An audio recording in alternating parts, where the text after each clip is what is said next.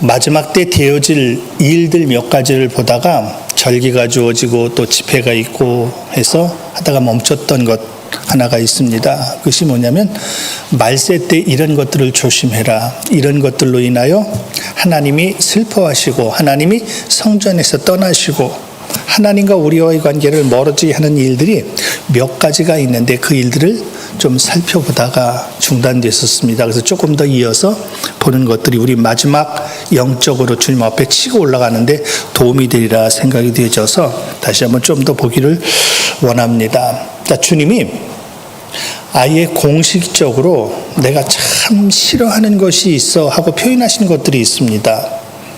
그 중에 모든 것들을 묶어서 대명사격으로 쓰여지는 단어 중에 하나가 우상이라고 하는 것이 있습니다. 하나님은 구약에서부터 철저하게 우상 숭배를 그렇게 금하셨어요. 하나님이 그렇게도 싫어하시는 것이 우상 숭배라고 표현하고 있습니다.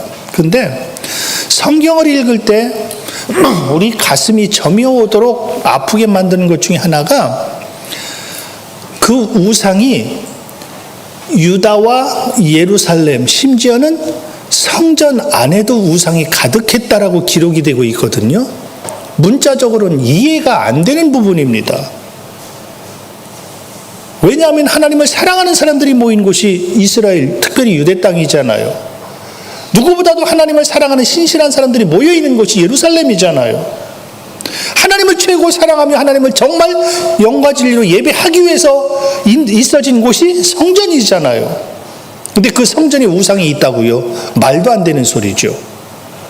그 하나님의 사람들이 모여 살고 있는 유대 땅에 예루살렘에 우상이 있다고요? 말이 안 되죠. 그래서 우리 열왕기상에서 예전에 봤던 것 중에 하나가 요시야 왕이 성전 안에서 잃어버렸던 말씀을 찾으면서 그 말씀을 가지고 성전 정화를 비롯한 우상들이 가득했던 그 모든 것들을 다 쳐부순 사건을 우리가 예전에 한번 좀 본 기억이 있습니다. 어떻게 우상이 성전 안에 있지요? 어떻게 우상이 하나님의 사람들이 모여 사는 곳에 있지요? 원리는 간단하다고 그랬습니다. 그것이 우상인 줄 모르기 때문이라고 그랬습니다. 마지막 때 똑같습니다. 하나님이 우상이라고 하는 것은 결국 하나님과 반대되는 개념인데 성전 안에 우상이 있다면 지금도요 아마 성전 안에 우상이 있다 그러면 우상 숭배하는 사람들은 나도 모르게 속에서 튀어나오는 큰 맥 중에 하나가 무슨 성전 안에 우상이 있단 말이야. 이걸 치고 싶은 막 속에서 욕구가 올라올 것입니다. 성전 안에 무슨 우상이 있어? 하나님을 믿는 사람들이 무슨 우상 숭배를 해? 말도 안 되는 소리입니다. 말도 안 되는 소리입니다. 근데 오늘 마지막 부분에 그럼 하나님의 최고의 우상이 뭔지를 한번 보게 될 텐데 나의 방향과 하나님의 방향이 다를 때 그 다름을 인하여 하나님의 아픈 가슴을 하나님의 사람들에게 계속 표현하셨습니다. 그래서 우상이 가득할 때 요시야가 표현하기를 그 우상이 가득한 그 삶이 살고 있는 그 범위를 가증이란 단어로 요시야가 표현한 적이 있거든요. 근데 에스겔이 이 가증이란 단어를 소개하면서 가증은 뭐냐면 하나님을 떠나시게 하는 힘이 이 가증이란 단어 안에 있대요. 그러니까 우상 숭배가 왜 중요하냐면 왜 하나님이 싫어하시냐면 그 우상 숭배하는 그 자리엔 하나님이 내가 못 있겠대요. 함께하지 못하겠대요. 함께하지 못하겠대요. 그럼 계시록 2장 3장에서 아시아에 있는 7교회 표현하면서 마지막 교회가 무슨 교회죠? 라오디게 교회는 주님이 어디 계셨습니까? 문 밖에 계셨죠. 그럼 똑같은 원리로 하나 해석하면은 주님이 문 밖에 계신 이유가 왜 그럴까요? 성전 안에 우상이 가득하기 때문에. 해석이 하나 가능하죠? 성전 안에서는 사람들이 모여서 뭐 하는 곳이에요? 하나님을 예배하는 곳입니다. 하나님을 예배한다고 모였는데 하나님은 지금 우상 숭배. 이스라엘 백성들이 우리가 많이 봤던 것 중에 하나가 출애굽하면서 모세가 하나님으로부터 말씀을 받을 때 그들은 밑에서 금송아지 섬기고 있었죠. 누구도 우상 숭배라고 생각 안 했습니다. 하나님을 예배한다고 한 것이 그것입니다. 그런데 하나님은 우상 숭배. 우리 많이 봤잖아요. 우상숭배의 개념은 내가 생각하는 우상숭배하고 하나님이 말씀하신 우상숭배가 얼마든지 다를 수 있습니다. 그래서 나도 모르게 마지막 때는 자연스럽게 우상숭배가 되는 거예요. 그래서 우상숭배하지 말아라. 왜? 내가 그곳에 함께할 수가 없어. 그곳에 함께할 수가 없어. 하나님이 기뻐하실 수 있는 우리 교회이기를 원합니다. 저와 여러분 때문에 하나님이 머물고픈 곳이 우리 교회이기를 원합니다. 제일 중요한 원리. 그래서 오늘 요한일서 마지막 5장 마지막 절에 우리에게 표현해 준, 자, 요한일서 5장 말씀 한번 이제 같이 한번 봅니다. 지금 읽었던, 같이 읽으면 자녀들아, 시작. 자녀들아, 너희 자신을 지켜 우상에게서 멀리하라. 자, 요한일서를 마지막 정리하면서 이게 마지막 절이에요. 딱 우상에게서 멀리해 하고 요한일서가 끝납니다. 믿는 사람들에게 누가 우상 숭배한다고 우상 멀리하라고 그래요? 말도 안 되는 소리죠. 말도 안 되는 소리죠. 근데 보편적으로 너희 자신을 지켜. 아하, 내가 나를 지키지 못하면 나도 모르는 새 우상 숭배 얼마든지 할 수가 있구나.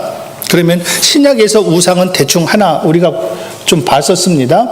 자, 밑에 보면은 탐심은 곧 우상 숭배니라. 뭐가 우상 숭배라고요? 탐심. 근데 우리 탐심 없는 사람 없잖아요. 크고 작고 간에 다 탐심 다 있잖아요. 다 있잖아요. 근데 누구든지 탐심을 가리켜 나 지금 우상 숭배하고 있어? 이렇게 말하는 사람 하나도 없습니다. 자연스럽게 나에게 다가오는 거예요. 다가오는 거예요. 그러면 이 탐심의 원리를 하나를 좀 다시 한번 보고 들어가도록 하겠습니다. 같이 한번 있습니다. 그들 중에 시작. 그들 중에 섞여 사는 다른 인종들이 탐욕을 품음에 이스라엘 자손도 다시 울며 이르되 누가 우리에게 고기를 주어 먹게 하랴. 자, 여기 탐욕이란 단어가 지금 여기에 딱 나오는데, 이 탐욕이란 단어를 쓰면서 그들 중에 섞여 사는 다른 인종, 예전 버전은 중다한 잡족 그랬습니다. 중다한 잡족이 누구냐? 하나님 앞에 탐욕이란, 탐심이라는 이 단어를 내 가슴에 품고 사는 사람들을 가리켜 중다한 잡족이라고 그랬습니다. 그럼 중다한 잡족들이 하는 일이 뭐냐면, 우리가 애굽에 있을 때 값없이 생선, 오이, 참외, 부추, 파, 마늘을 먹은 것이 뭐하거늘 자, 내 생각 속에 갑자기 생각이 딱 떠오르는 것 하나가 있는데, 옛날에 우리 애굽에 있을 때 그땐 우리 생선도 먹었는데, 그땐 오이도 먹었고 부추, 파, 마늘, 식성이 한국 사람 좀 비슷하네요. 애굽에 있는데 우리들 보편적으로 먹는 거죠. 아니, 애굽에 있을 때 우리가 먹던 것들이잖아. 근데 이 광야에 와서 보니까 그동안 생선 못 먹어봤어. 오이도 못 먹어봤어. 우리 참외, 부추, 파, 마늘. 우리 예전에 우리 유장로님께서 그 하우스 꽃 하시기 전에 그 넓은 곳에 오이를 이렇게 크게 지으셨거든요. 큰 오이가 그냥 길쭉길쭉한 것이 달려 있었는데, 애굽 사람들이 봤으면 탐냈을 거야 아마. 너무 그냥 먹음직스러운, 보암직스러운. 갑자기 이게 딱 생각이 난 거예요.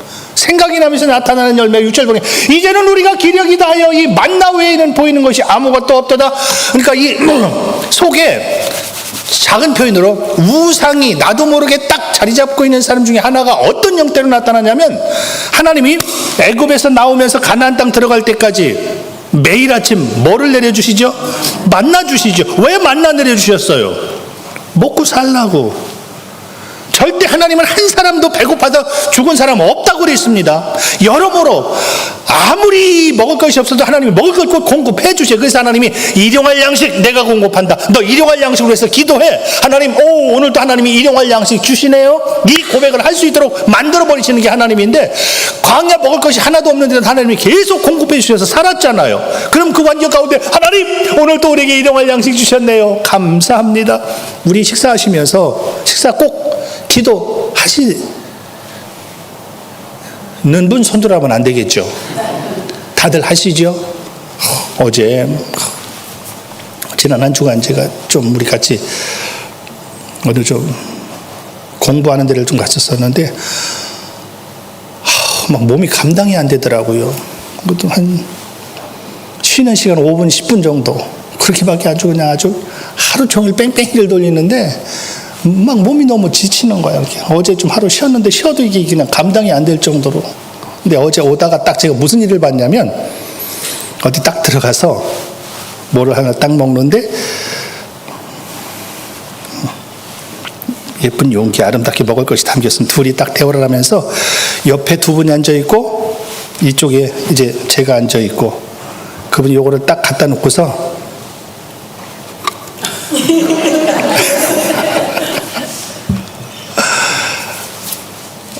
이게 틀림없이 믿는 사람이야. 그렇죠? 틀림없이 믿는 사람. 근데 그래서 제가 아직 해석을 못했습니다. 이게 뭘까? 이게 뭘까? 그 물 한 모금을 마시면서도 여름집에서 아침, 점심, 저녁 한 끼를 이렇게 드시면서 하나님 진짜 오늘도 하나님이 또 일용할 양식 먹을 우리에게 공급해 주셨네요. 하나님 감사합니다. 하나님이 원하는 진짜 궤도에 올라와 있는 사람이에요. 근데 절대 만만치 않아요. 왜 만만치 않다고요?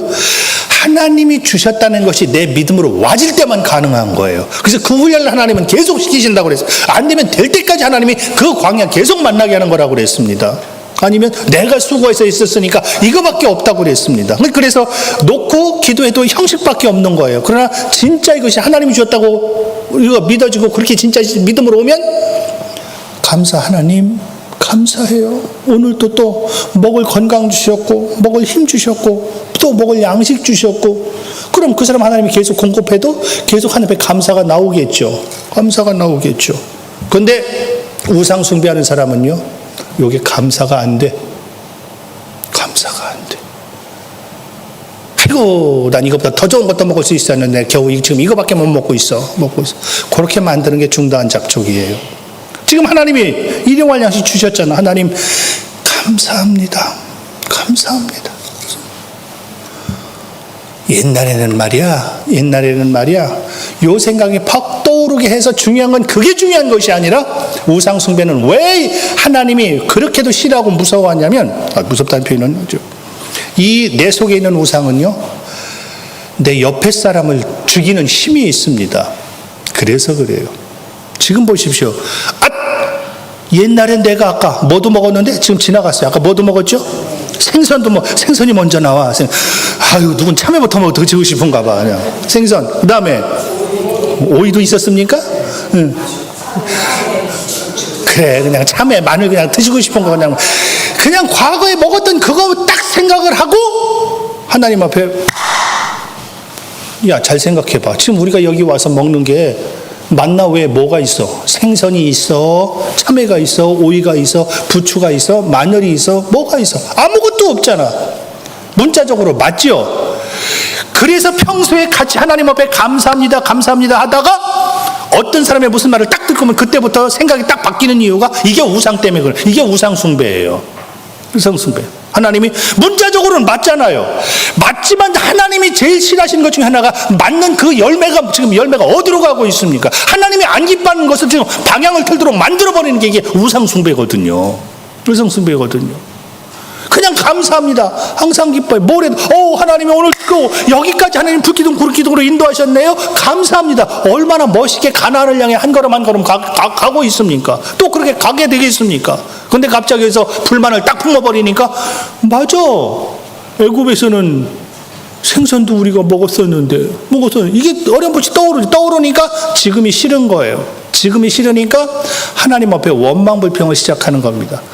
그래서 내가 무슨 말 듣냐 굉장히 중요하다고 그랬습니다. 하나님 앞에 우상 숭배가 뭐냐 다른 거 아니에요. 맞는 말인 것처럼 해서 그 사람들로 하여금 하나님에게서 멀어지게 만들어버리는 힘. 이게 우상숭. 마지막 때는 이게 자연스럽게 나타난다. 그래서 너는 조심해라. 아니면 너도 우상숭배하게 돼. 성경은 이렇게 들어가는 겁니다. 근데 마지막 때는 자연스럽게 그렇게 되어져. 이거 틀리다고 보세요. 지금 이 중다한 잡족들이 섞여 사는 무리들이 야 너 생각해봐라. 옛날에 생선 먹었지. 오이 참외 다 먹었지. 먹었어. 근데 지금 없지. 없어. 상황적으로 맞네. 맞으니까 마음이 같이 동해지는 거예요. 동해지지만 그 결과는 말씀 안 드려도 알겠죠? 이것 때문에 하나님이 이스라엘 백성에게 진노한다는 사실. 우상 숭배는 하나님이 이렇게 싫어하는 거예요. 근데 그렇게 만들어버리는 게 이게 중다한 잡족이에요. 근데 중다한 잡족은 뭐냐? 무슨 말을 맞는 것처럼 해서 그 사람으로 하여금 성전에서 마음 멀어지게 만드는 거예요. 하나님에게서 마음 멀어지게 만들어버려요. 그래서 하나님으로 인하여 속상하게 만드는 거예요. 속상하게 만드는 거예요. 근데 조심하래요. 조심해. 아니면 너 우상 숭배하게 된다. 우상 숭배. 그러면 자, 오늘 본문 같이 한번 보겠습니다. 다시 한번 이제 그러나 시작. 그러나 성령이 밝히 말씀하시기를 후일에 어떤 사람들이 믿음에서 떠나 미혹하는 영과 귀신의 가르침을 따르리라 하셨으니. 디모데 3장에서 이건 한번 다음 주에 기회 있을 때 한번 같이 볼게요. 말세에 고통하는 때가 이르니면서 마지막 때 되어질 일들을 쫙 설명을 해줍니다. 그거 말하기 전에 지금 그 바울이 디모데에게 마지막 다시 한번 말하면서 그러나 성령이 말씀하시는데 뭘 말씀하시냐면 어떤 사람들이 마지막 때 조용히 믿음에서 떠난대. 여러분, 믿음에서 떠난다는 게 말이 돼요? 이건 상상할 수 없는 일이죠. 근데 믿음에서 자연히 떠난대. 두 가지 열매가 맺혀집니다. 믿음에서 떠나면 뭘 따른다고요? 미혹하는 영, 귀신의 가르침을 따르게 된다. 이게 열매는 항상 반대급부가 있으니까 내가 믿음에서 떠나면 나타나는 열매가 뭐냐면 미혹되기 쉬워. 미혹이 왜 되냐? 믿음에서 떠나서 그래요. 그럼 반대로 미혹이 되면 무슨 일이 있나? 믿음에서 떠나게 돼요. 옳은 줄로 믿었다가 잡고 있다가 아닌 것을 긴 것으로. 보세요. 이스라엘 백성들이 지금까지 하나님의 말씀을 듣고 잡고 불기둥 구름기둥을 따라 여기까지 왔어. 우리 편은 하나님 감사합니다. 홍해 하나를 건너면서 또 광야 하나하나를 건너면서 하나님이 인도하십니다. 감사합니다. 감사합니다. 감사합니다 하고 왔는데 한 사람의 불평 딱 부으니까 갑자기 과거로 딱 돌아가 버리잖아요. 그냥 여기서 하나님 오늘 또 불기둥으로 오늘 또 여기까지 우리를 인도하셨어. 하나님 감사합니다. 하나님 감사합니다. 얼마나 그냥 감사합니다. 항상 기뻐라. 쉬지 말고 기다려. 범사에 이것이 그리스도 예수 안에 너희를 향해서 하나님의 하나님 감사해. 오늘 또 감사해 하고 있는데 어느 술정 섭섭한 마귀가 딱 들어오면서 똑같은 건데 그 감사 보세요. 만나를 주셨으면 감사해요. 많이 감사해요. 만나 안 주셨으면 그냥 굶어 죽는 거잖아요.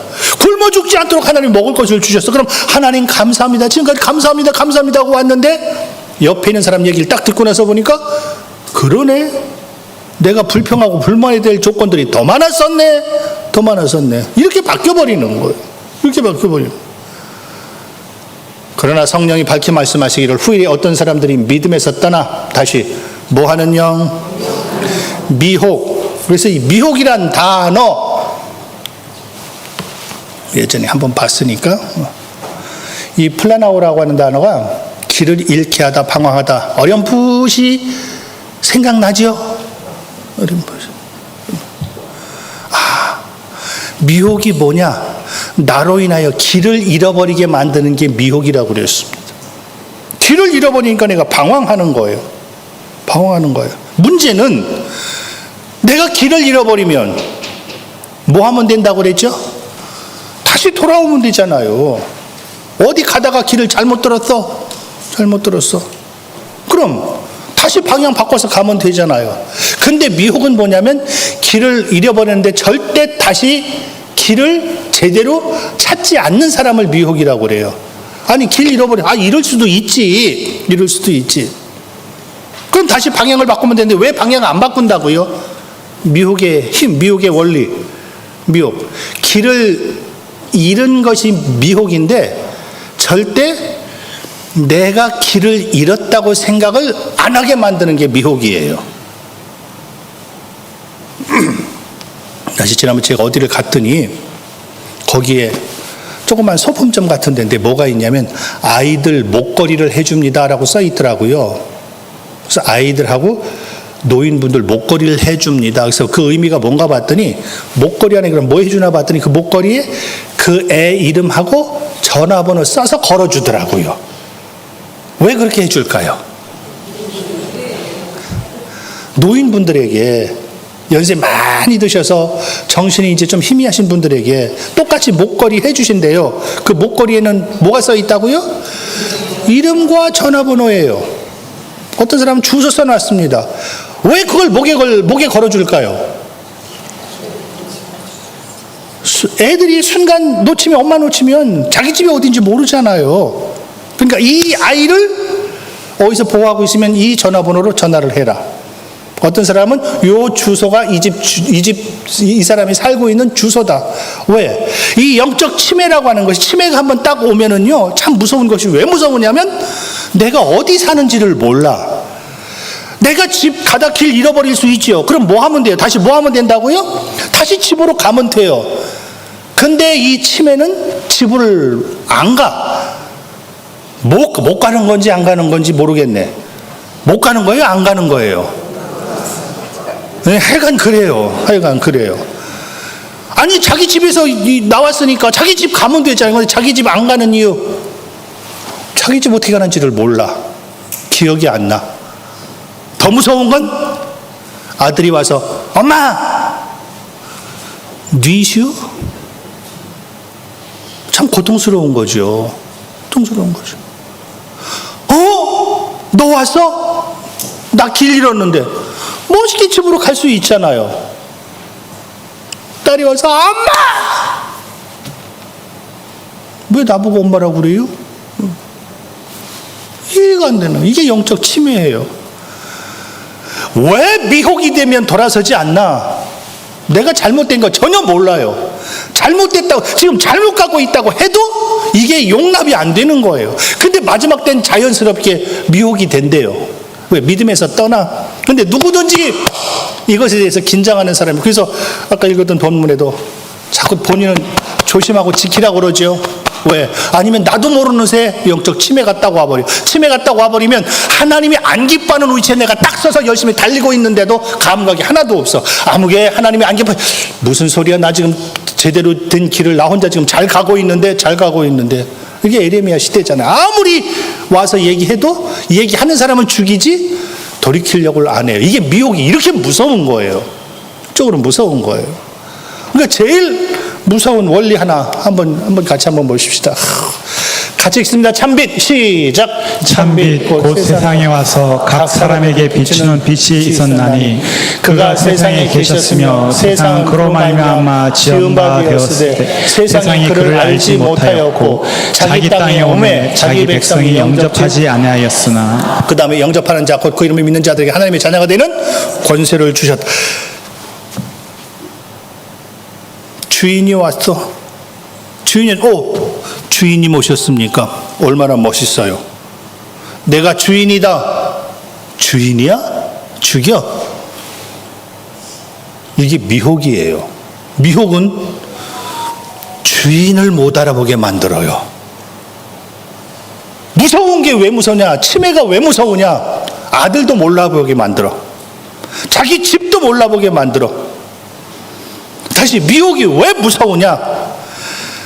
나는 하나님을 믿는데 하나님을 지금 내가 죽이고 있어. 그런데도 불구하고. 그래서 하나님을 죽이는 자에게 그러지 마, 하나님 죽이는 거야. 이렇게 말하면 그렇게 말한 그를 또 죽여버려요. 이게 미혹이에요. 미혹이에요. 헤롯이 예수님이 이 땅에 오실 때 2살 날에 사내 아이 다 죽이라고 명령하죠. 왜? 누구 죽이려고? 예수님 죽이려고. 이 범위를 높여서 마지막에 대제사장들이 하는 일이 뭐냐면 무리를 충동하여 도리어 바라바를 놓아 달라 하게 하니, 예수님하고 바라바라고 하는 강도하고 둘을 놓고, 우리나라도 뭐 이제 누가 뭐 사면했네, 사면 못했네, 이제 그런 소리 많이 나오고, 또 절기 때만 되면 꼭 사면이라는 것이 있죠. 제도가.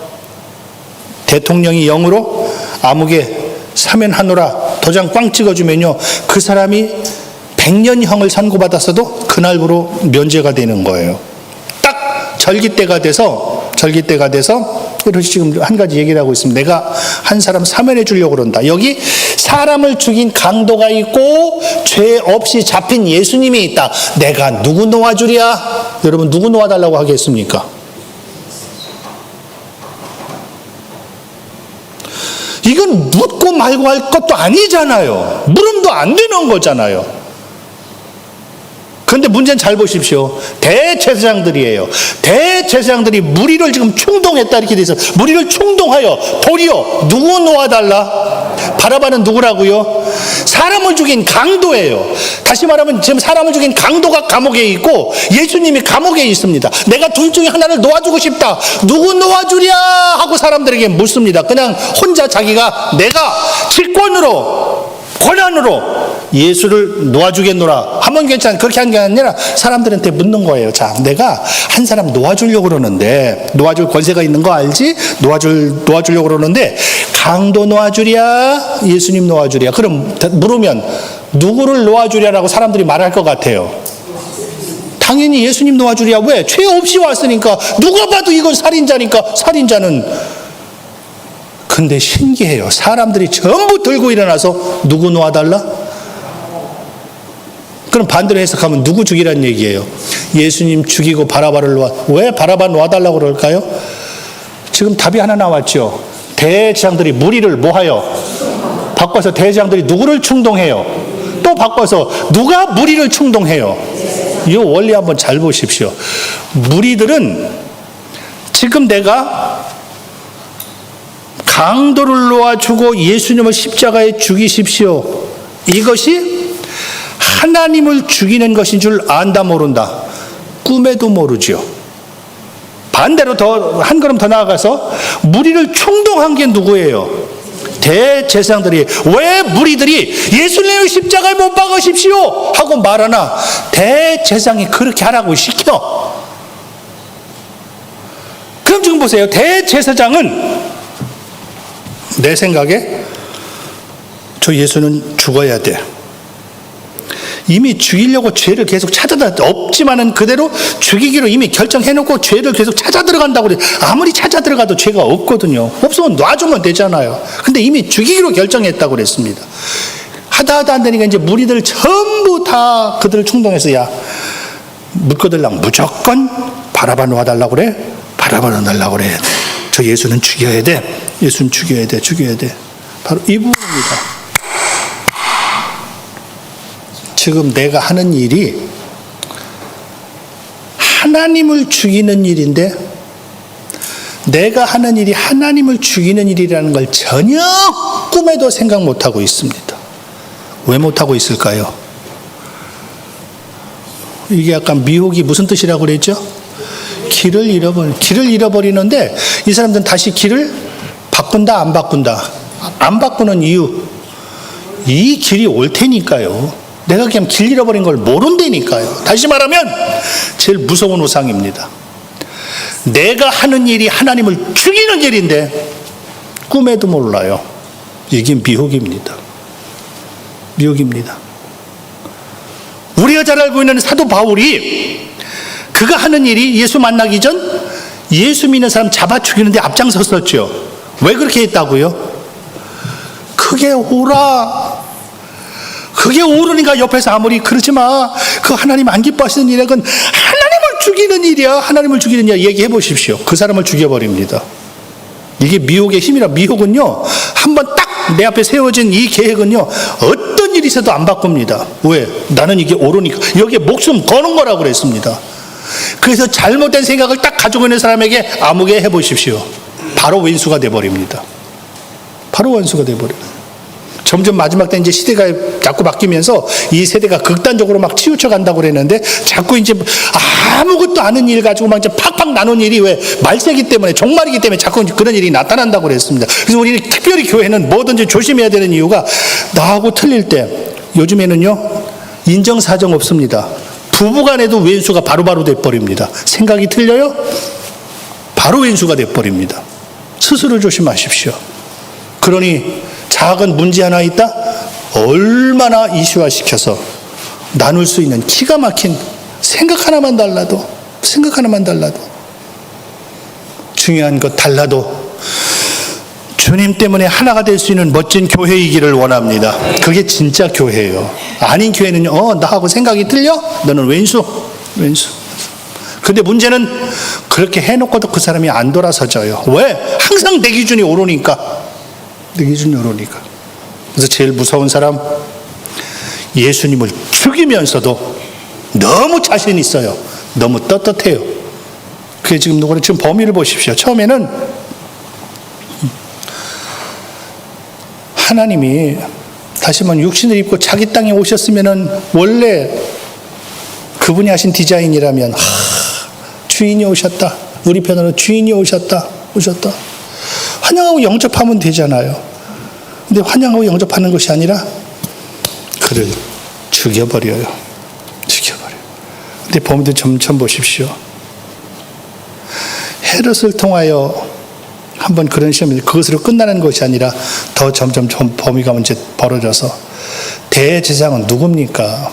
그 시대 최고 종교 지도자잖아요. 우리 편으로 제일 믿음 있는 사람이라고 하는 그 대명사잖아요.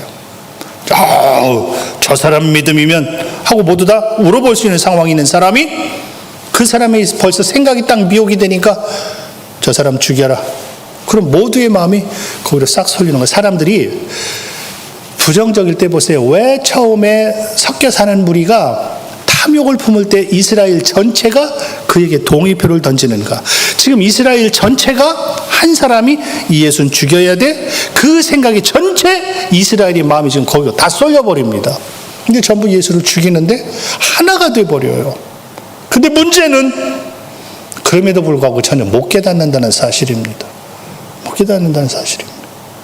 마지막 때 성경은 우리에게 굉장히 조심하라 말씀하시는 이유가 다른 것이 아니다. 다음 주에 한 번 더 같이 볼게요. 그래서 주님이 말세에는 믿음에서 떠나는데 특히